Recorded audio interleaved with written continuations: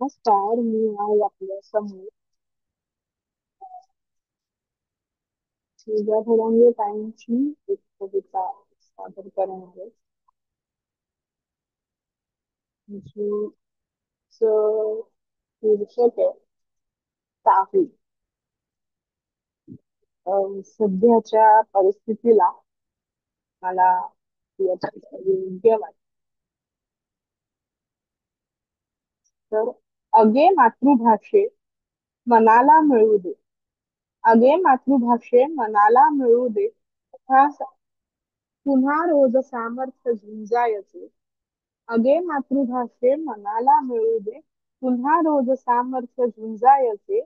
जरी आड येतील सीमा तरीही मराठीत बोलून जिंकायचे. मराठीच बोलून जिंकायचे. किती लोटला काळ गेल्या पिढ्याही तरी संपते ना तुझी वंचना. किती लोटला काळ गेल्या पिढ्याही तरी संपते ना तुझी वंचना. तुझ्या रक्षणा कारणे रोज येते किती दुंदुभी नादती घोषणा. मिळू दे मतीला गती स्वाभिमानी आता हेच ध्यानात ठेवायचे. जरी आड येतील सीमा तरीही मराठीत बोलून जिंकायचे. मराठीच बोलून जिंकायचे.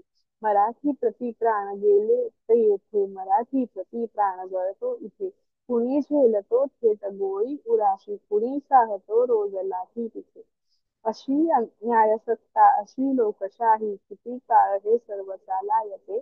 जरी आड येतील सीमा तरीही मराठीत बोलून जिंकायचे. मराठीच बोलून जिंकायचे. तुझी लेकरी फोडती रोज का हो. तुम्ही न्याय आक्रोश सीमेवरी. मिळव हक्क आई तुला सर्व ठाई. तुझे कष्ट संपोत आता तरी. मला ज्ञात मला ज्ञात केले तुझ्या लेखणीने आता शस्त्र हे रोज गिरवायचे.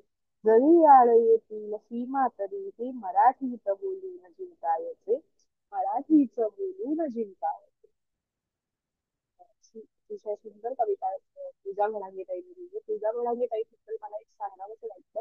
ही कविता जी त्यांनी लिहिली आहे, त्याचं एक विशेष कारण आणि ही कवितेतून त्यांची जी आत्मीयता जाणवते मराठी विषयीची ती ह्या करता आहे कारण त्या सीमा प्रांतावर राहतात. महाराष्ट्र कर्नाटकाच्या सीमा प्रांतात त्या राहतात. त्यामुळे तिथे जे सुरू असणारं मराठी विषयीचं राजकारण आहे ते त्यांच्या चांगल्या परिचयाचं आहे. आपल्या महाराष्ट्रात कुठेही मुंबई आणि इतर प्रांतांमध्ये अ, मराठी विषयी जो वाद सुरू आहे त्या पार्श्वभूमीवर मला ही कविता अतिशय समर्पक वाटत होती म्हणून वाचली. ह्यानंतर मी एक कविता माझी सादर करणार आहे.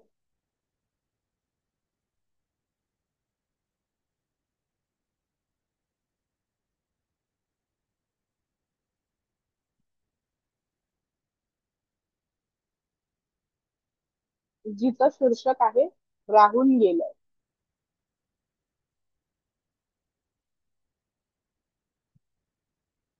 माणूस पण हरवलंय तरी माणूस म्हणून उरलोय. माणूस पण हरवलंय तरी माणूस म्हणून उरलोय. घड्याळामागे धावता धावता यंत्र बनून गेलोय. नेहमी वाटतं खूप काही करायचं राहून गेलंय. एक दिवस माणसासारखं वागायचं राहून गेलं. शब्द रोज खरडले थोडं लिहायचं राहून गेलं. शब्द रोज खरडले थोडं लिहायचं राहून गेलंय.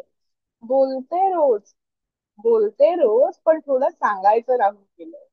एक दिवस माणसासारखं वागायचं राहून गेलं. दूर श्वासातून रोज घेतला.